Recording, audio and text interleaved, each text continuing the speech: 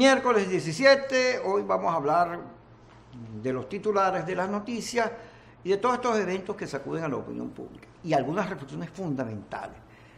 La muerte de Óscar Pérez ha generado toda una conmoción en el país y la gente a partir del hecho ha discutido muchas cosas, muchísimas cosas, sobre el significado de su muerte, por supuesto mucho respeto porque Óscar Pérez entra a la mitología popular venezolana como un héroe, no solo por las cosas que hizo, sino por la manera en que muere, porque prácticamente es una masacre. Ayer tuvimos aquí a José Luis Pirela, diputado de la Asamblea Nacional, que está en la comisión y nos explicaba que fueron a la morgue, que no era verdad, que lo iban a quemar, pero sí que fueron ajusticiados, prácticamente ajusticiados. Bueno, en las redes hay de todo, que hay golpe de Estado, insatisfacción en las policías, qué sé yo, cantidad de cosas que muchas no son verdad. Muchas no son verdad y forman parte de esas olas especulativas que se estructuran en las redes y que uno no sabe, caramba, tiene que haber una reflexión sobre las comunicaciones porque no todo eso es bueno. Esa cantidad de información falsa no es buena. Y luego hay que detectar, y lo vimos el día del deceso de Óscar Pérez, como el gobierno en la tarde con sus redes logró poner trading topping la intervención de Maduro en la ANC frente al suceso que conmovía el país, que era todo lo que estaba pasando en el Junquito. Bueno, porque el gobierno también juega. Entonces, mucha gente cree que las redes, caramba, todo lo que se dice que es verdad, y no se da cuenta que hay unos laboratorios que hacen maldades y que perjudican la credibilidad de la red y, por supuesto, como fuente de información, nos perjudica a todos. Fíjense ustedes que hoy Alba Cecilia Mujica fue despedida de Globovisión por el comentario que ella hizo sobre la muerte de Óscar Pérez. Hay todo un juicio ahí hacia los medios, que los medios son malos, que son víctimas, culpables, qué sé yo. Yo vengo diciendo que hay que entender bien. Aquí se dice, estamos en una dictadura. ¿Qué significa estar en una dictadura? Bueno, entre otras cosas esto. No es que Globovisión sean unos perversos, unos vendidos aliados del gobierno, o Venevisión, o Televen, porque no dicen nada, o esconden. No, es que hay una política de hegemonía comunicacional aplicada desde hace muchos años que impide que los medios puedan decir cosas complicadas porque inmediatamente son metidos a una presión muy fuerte. Les entra el CENIAC, Natel, etcétera. Y acuérdense que aquí han cerrado desde Radio Caracas Televisión hasta numerosas radios y programas. Entonces la gente se cuida. Y eso no es culpa de los medios. Yo he venido diciendo, hay que dejar de culpar a los medios, porque los medios son parte de lo que está pasando en el país, de todo lo que ocurre. Y son empresas que intentan mantenerse, empresas que tienen trabajadores, gas, luz, agua que pagar. Y que eso depende de la publicidad en un país donde la publicidad, todo el consumo se ha venido a menos. Pero bueno, vamos a meternos con los titulares. Vamos con el primer titular del día de hoy. De todas estas cosas vamos a ir hablando. Estados Unidos, estadounidenses que inviertan en petro podrían ser penalizados. Bueno, el gobierno inventó esta moneda, como estas monedas de las redes que están muy de moda, de internet, tratando de esquivar todo el control que hay a propósito de las sanciones que el gobierno americano le ha impuesto a funcionarios del oficialismo, tratando de esquivar, porque la verdad es que sí, para Venezuela, para el gobierno venezolano significa un problema mover los dólares, la venta del petróleo y todo lo que es su finanza, porque está interceptado, está pillado. Y entonces tienen que utilizar bancos chiquitos, entes raros, etcétera. Y esta medida, la de crear el petro, buscaba saltarse toda esa cantidad de obstáculos que se le ponían. Sin embargo, el gobierno norteamericano reaccionó. Este tema de las finanzas es el tema central de las conversaciones. Ustedes saben que no pasó nada el sábado. Las conversaciones concluyeron en Dominicana sin humo blanco y sin nada, eso trancado. Sin embargo, he de contarles que se espera que mañana sí se produzcan algunos anuncios genéricos sobre algunos acuerdos, porque los hay. Sin embargo, lo más importante es difícil, porque lo más importante para el gobierno es este tema de la economía. El gobierno está buscando quitarse las sanciones, la presión económica, y busca este acuerdo con la oposición para decir que en Venezuela se ha estabilizado la democracia entre comillas, por la manera en que actúan estos señores deja mucho que desear, para ver si les baja la presión. Sin embargo, la oposición no ha sido coherente en cuanto al manejo de sus posiciones, porque son tantos factores y cada uno habla, dice, etcétera. Hay enormes contradicciones, entonces se dificulta mucho llegar a acuerdos. Pero ¿qué ocurrió en la última conversación? Que el gobierno español, cuando se supo que no había acuerdo ni nada, Porque en el balance se cree que el gobierno gana tiempo, pero es mentira. El gobierno no necesita ganar tiempo para nada. El gobierno ha hecho sus elecciones, ha impuesto su ANC, bombardeó, masacró a Oscar Pérez. El gobierno tiene su propia dinámica y política y no necesita ganar tiempo nada. Por el contrario, el problema del tiempo es para la oposición. Pero hay unos analistas de la oposición que se equivocan, que ven otras cosas. Ven ganando el tiempo a quien no necesita ganar tiempo y perdiendo tiempo a quien necesita ganar tiempo. Entonces, ¿qué pasó? Que esas conversaciones, al terminar en nada, produjeron una reacción de los aliados, de la gente que quiere o busca una solución negociada para Venezuela, y el día domingo hubo una reunión que nadie supo, chiquita, calladita, como debe ser, porque eso debe ser así, y se avanzó algo. Por eso que Jorge Rodríguez declaró el día de ayer, anteayer, que había muchas posibilidades de acuerdo, porque hay muchos puntos donde se coincide. Pero vamos a seguir con los titulares, y así vamos analizando lo que ocurre en Venezuela el día de hoy. Póngamelo, ciudadano director. Familiares de fallecidos en operación contra Pérez ingresaron a la morgue. No los dejaron los primeros días. Por eso de allí vino el cuento de que los iban a incinerar para evitar que las pruebas de balística, etcétera, todo eso que uno puede ver en la televisión, en CSI, en esos programas, a través de los estudios de ADN, esto determina gran cantidad de cosas, se pretendía, o era el dicho que el gobierno estaba ocultando todo eso al desmantelar la casa e incinerar los cadáveres. Pero bueno, lo desmintió Pirela y hoy ya comenzaron a aparecer los familiares y sus reclamos. Espero que los traten como seres humanos, como lo que son, y además en democracia, con dignidad, cosa que estamos viendo que al gobierno pareciera le importa muy poquito. Entonces que las dictaduras, los gobiernos fuertes, desde hace mucho rato tienen estas teorías de que cuanto más escandaloso, ruidoso y horrible sea su puesta en escena, su puesta represiva, pues más miedo genera, entonces la sociedad le da miedo y nadie se alza. Pero eso no es así. Generalmente, cuando hay maltrato, abuso, se genera rabia, molestia, indignación, y eso tiene también una influencia en el comportamiento de los países que no necesariamente es la que los gobiernos buscan. Yo creo que en Venezuela hoy hay una indignación. Anoche hubo un cacerolazo, chiquitico y todo, pero un cacerolazo, en respaldo a la memoria de Oscar Pérez. Vamos a seguir con los titulares y lo que ocurre en Venezuela. Póngame otro titular, ciudadano director. Aquí está la diputada Manuela Bolívar, que fue ayer en la morgue de Bellomonte. Ella intentó buscar información y en su reseña señala todos los impedimentos y los maltratos de que fue objeto. Acuérdense que uno de los temas de discusión en Dominicana es la Asamblea Nacional, su respeto y valoración. Aun cuando Pirela nos contó ayer que a la comisión de la Asamblea la dejaron entrar y todo ello, no a todos los diputados. No a todo el mundo tratan así. Vamos a ir al corte y cuando regresemos hablamos más de todo esto que está involucrado en esta masacre y de los temas de la política.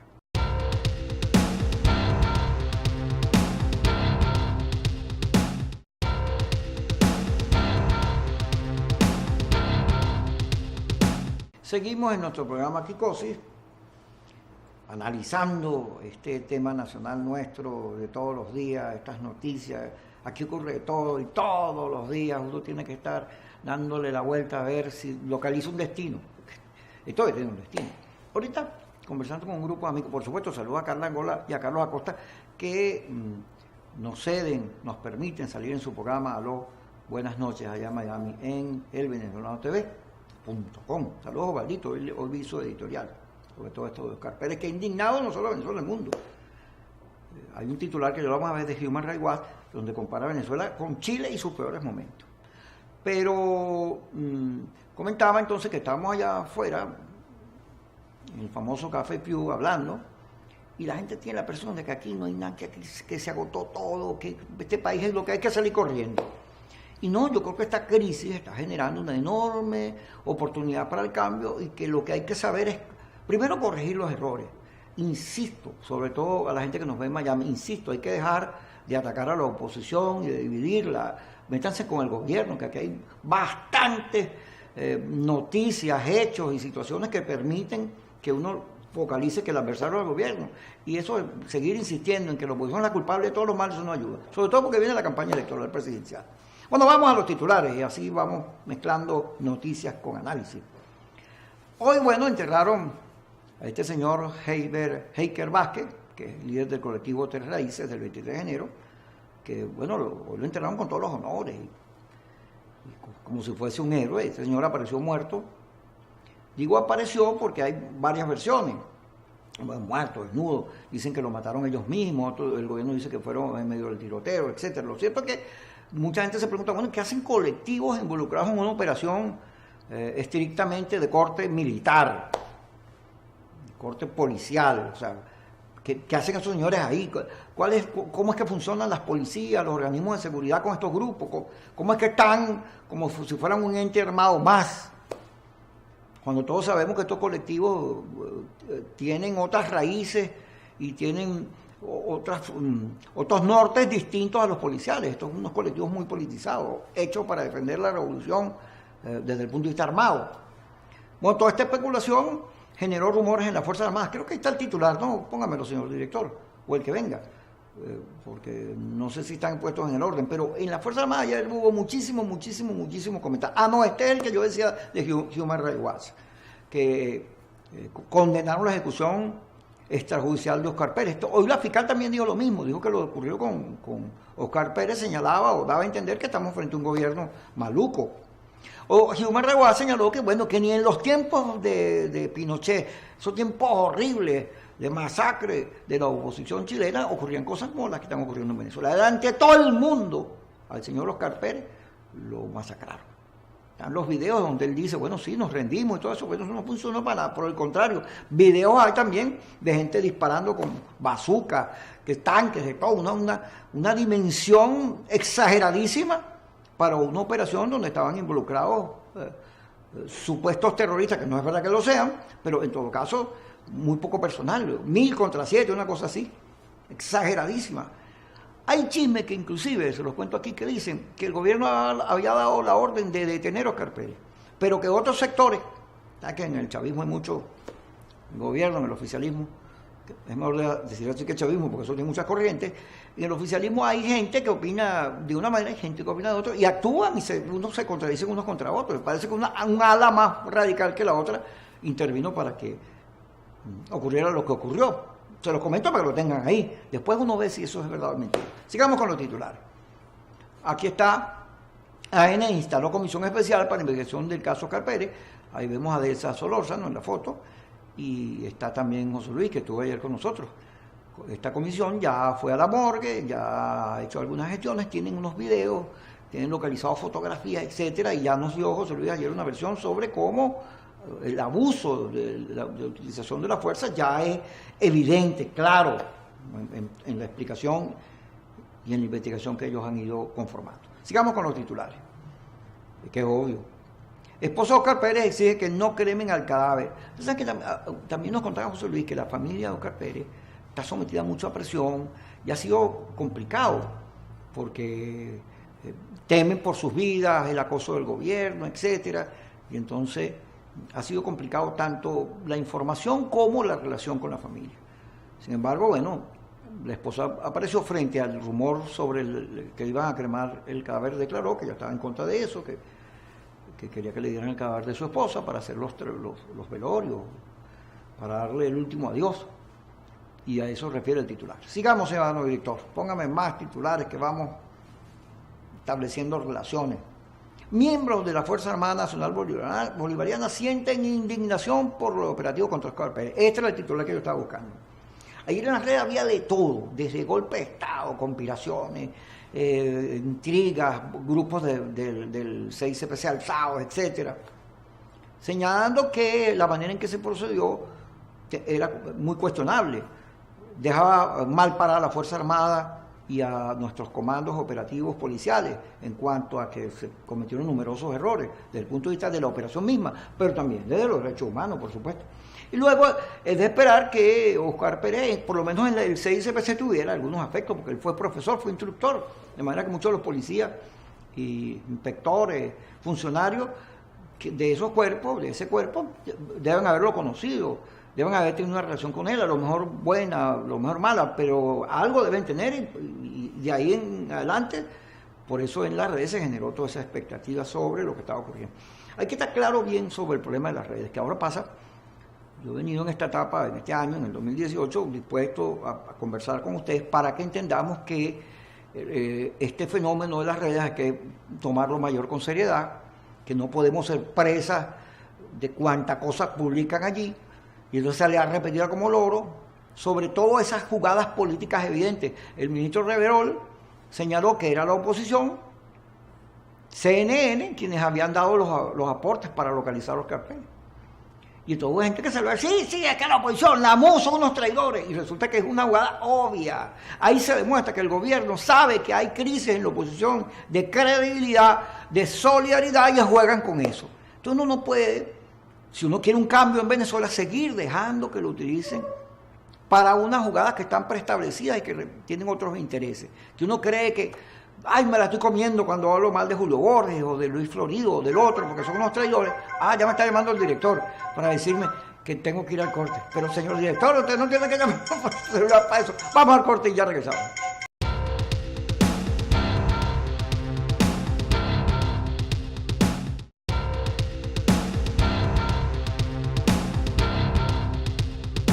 Yo veo en las redes que, ojo, lo que estoy diciendo es que las redes son útiles, sobre todo cuando hay este cerco mediático, esta cosa, donde los medios no pueden decir nada, porque no los dejan. Hay que dejar también de estar atacando a los medios no son culpables de esta situación. Ah, bueno, pero ¿por qué no se enfrentan? Bueno, porque los trancan. Problema de inteligencia. En las dictaduras, porque aquí se dice que hay una dictadura, los periodistas, los medios, porque el primer agredido es la libertad de expresión, la libertad en términos generales, pues buscan caminos de cómo decir las cosas para evitar la censura, que hay que aplicarla. Bueno, está el caso de Alba Cecilia Mujica, póngame titular, señor director. Globovisión despidió a Alba Cecilia Mujica, trajo opinión sobre Oscar Pérez. ¿Saben qué? Yo vengo de Globovisión. Yo aprendí mucho sobre lo que ocurrió en mi caso y los posteriores. Todo lo que fue la gente de la vieja Globovisión, ninguno queda allí. Ninguno queda allí. Globovisión fue vendida y el grupo que la compró le ha tocado moverse en unas condiciones difíciles porque todavía no le han renovado la concesión. Yo no soy ni amigo ni enemigo, sino opinando en justicia. Hay que entender que Globovisión, Venevisión, Televen, los canales que quedan en señal audiovisual tradicional, pues están sometidos a mucho juego, a mucha presión, y que por eso es que más bien los espacios de opinión, de información han ido perdiéndose, porque son complicados, generan muchas dudas, muchos problemas más que dudas. Y entonces los medios les ha tocado un escenario complicado, como les ha tocado a todos los venezolanos. Entonces en el caso de Alba Cecilia, que es una de las pocas que había sobrevivido desde la vieja Globovisión hasta hoy, una de las pocas que había logrado mantenerse allí, bueno, en medio de lo ocurrido con Oscar Pérez hizo un comentario y imaginen cómo sería la presión, cuántas llamadas recibiría la gente de Globovisión que tuvieron que sacarla. Globovisión, para ser justo, cuando nosotros ganamos la Asamblea Nacional hizo un movimiento, se amplió, abrió, inclusive se dijo que había, la directiva estaba muy relacionada con Primero Justicia. Ustedes no sé si se acuerdan que en las primeras instancias, cuando comenzó a funcionar la Comisión de Medios de la nueva Asamblea Nacional, que comenzó a discutirse la ley de las concesiones y la ley de comunicaciones y qué se iba a hacer con todo eso, bueno, transmitían en directo. Pero a medida que el gobierno fue recuperando espacios, no solo Globovisión, las radios, todo el mundo, otra vez a replegarse. Porque así son las realidades de la política. Por supuesto, mi solidaridad con Alba Cecilia, quien quiero, nosotros estudiamos juntos, trabajamos bastante tiempo también en el canal y en otra, creo que en un radio también estuvimos en la misma época. En Chis no me acuerdo. Pero mi solidaridad y mi cariño. Y cuando digo que hay que entenderlo, la realidad de los medios en Venezuela es porque ayer me contaban, fíjense este caso, tú no lo puedes decir aquí. Hay gente, por supuesto, mucha de la gente que no ve en Miami no entiende, porque eso es una reflexión que está en las redes, hoy lo discutíamos en los chats de periodistas, no entiende que a veces aquí pasa lo de Oscar Pérez y uno públicamente no puede decir lo que uno piensa sobre eso porque inmediatamente te detienen, porque ese es el clima político de intolerancia que impera en el país. Entonces no entiende por qué, claro, desde Miami te puede mentar la madre a uno, a otro, mandarlos a meter presos, pero aquí es muy difícil. Aquí es muy difícil porque el gobierno ejerce este tipo de presiones y no solo eso. Carlos Meno me contaba, por lo menos para que ustedes sepan, que había más de 300 personas detenidas en el helicoide, 300 por publicar Twitter. Pues la gente va y le menta a la madre un personero del gobierno creyendo que en las redes está protegido. No, resulta que no, que hay aplicaciones y tecnologías que hacen posible que detecten de dónde viene el Twitter. Entonces uno tiene que decir a la gente que hay que tener mucho cuidado, porque si es verdad que estamos en dictadura, tenemos que, el primer deber es proteger nuestros partidos, nuestros dirigentes, nuestro accionar.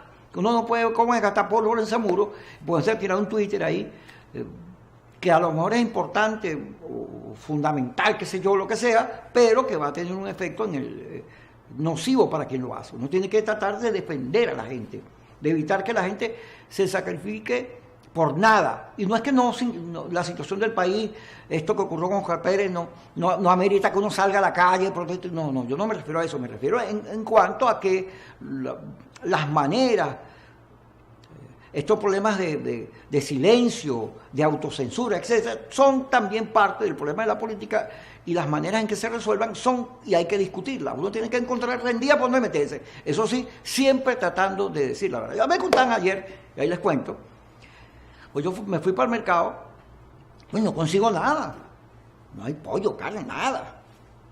Porque hasta hace unos días usted iba a comprar su litro de leche, 340 bolívares, un litro de leche, exageradísimo, pero 340 millones, para recordemos, porque acuérdense que al bolívar le quitaron 3 ceros. Uno iba a comprar, conseguía, pero unos costos exagerados, pero ya ni siquiera a los costos esos grandotes se consigue nada. Porque en Venezuela hay una situación compleja, hay saqueos por todos lados. La gente que tiene muchísima hambre, producto de esta inflación horrorosa, pues sale, como no tiene plata, va y agarra y saca. Tanto así que el gobierno ha implementado medidas para saqueos ordenados, pero saqueos al fin, que agreden la economía, los mercados y todo eso, porque ¿quién responde los saqueados? ¿Quién asume esa pérdida? Eso que cuando no importa, o cuando uno tiene un local y adquiere mercancía para venderla con el porcentaje de ganancias, etcétera, bueno, pero si se llevan la comida o lo que estás vendiendo, no ganas nada. Entonces, ¿cómo continúas el negocio? Es un problema de la verdad, pues, en todo caso. Entonces me contaban que producto de estos saqueos, en muchos pueblos, en las carreteras, cada vez que pasa un camión, lo asaltan. Lo asaltan, caucho, lo que sea, lo que lleve, comida, lo asaltan. Nada menos que 32 camiones de la Polar. Me contaron 22 en lo que va de mes. ¿Cómo serán las otras compañías de empresas? Entonces eso ha producido a la crisis profunda que teníamos por el problema de la economía, del dólar, etcétera. Ahora hay que agregarle esto, que es que no hay transporte, comunicación, nada que ver para trasladar comida o servicios o lo que sea de un lado a otro, porque esta situación de permanente crisis de hambre, pues agregado, éramos muchos y parió la hora, agregó un nuevo obstáculo pues a la comida. Vamos a seguir con los titulares. Vamos ahora a Sundet. Continuará con fiscalización a comercios y supermercados. Fíjense lo siguiente. Tarek Aizami apareció diciendo que era un error vender a los precios de diciembre, que ellos han cometido un error. Pero parece que ahí en lo interno, en el oficialismo, los sectores radicales, no, que el pueblo, que van. Entonces otra vez a culpar a los ricos y a los comerciantes, volvieron a echar para atrás y ahorita la política es que vendan la comida a los precios de diciembre. Aquí la central madrilense de Bellomonte hay un gentío porque la mantequilla la pusieron barata. Y donde se ha dicho que se va a vender X producto a precio de diciembre, lo que se produce es saqueo. Gente porque va corriendo a buscar el producto y ahí pasa de todo. El gobierno no logra controlar la situación. Por el contrario, lo que está demostrando es una enorme incoherencia. Vamos a ver los titulares para que entendamos lo que estamos diciendo. José Guerra, imponer precios de diciembre traerá una escasez sostenida. El gobierno debe aprender de lo que le pasó. En Venezuela, hoy el dólar está a 194. ¿Vale eso el dólar? No lo vale. Cualquier economista, por muy opositor que sea, sabe, y si lo toca explicarlo lo dirá, que el dólar no vale eso. No lo vale. Menos cuando hoy sube el petróleo. Tiene varios días subiendo el petróleo. Bueno, que Venezuela no está exportando la cantidad de petróleo que merece. Está bien lo que usted quiera, pero el petróleo está subiendo, que es nuestro principal ingreso. Tiene tiempo. Entonces, ¿cómo es entonces que el precio del dólar sube? Si esas son variantes que favorecen al gobierno. Porque lo que hay es miedo. El mercado del país está lleno de miedo. Cada vez que uno agarra un bolívar, tiene que corriendo a ver qué compra con eso, porque ya mañana no vale nada. Y como el gobierno no toma medidas, sino hace esto, dice una cosa y después se contradice, lo que genera es más desabastecimiento y más incertidumbre, pues el miedo se ha apoderado de nuestra realidad. No sé cuánta gente se ha ido en este mes, pero me imagino que la cantidad tiene que ser récord. Todos los días uno sabe que alguien se fue. No, se fue para allá. Y en el cuadro político, el sentimiento que hay en la calle es de derrota, de frustración. Eso lo detectamos en la campaña y por eso nos metimos en ir a tratar de animar. Pero ahora se ha incrementado. El miedo es horrible. El miedo al futuro en Venezuela es una cosa que ha producido en todos nosotros un planteamiento de que estamos fregados, de que no hay nada que hacer, y eso es muy malo, eso es terrible. Uno cree que no, es el gobierno el que se friega. No, el cambio. Aquí hay que producir una reflexión sobre la necesidad de defender el país. Yo no, vuelvo, insisto, yo tengo familiares afuera. Entiendo por qué la gente se va. Inclusive gente que se va a vivir peor de lo que vive aquí, porque aquí ya no hay futuro. El gobierno ha confiscado el futuro. Pero si queremos derrotarlo, si queremos que haya cambio, tenemos que imponer valores importantes, profundos en la población, en los que estamos aquí, para que la batalla no cese, sino por el contrario aumente, que sigamos peleando. Gracias por estar con nosotros.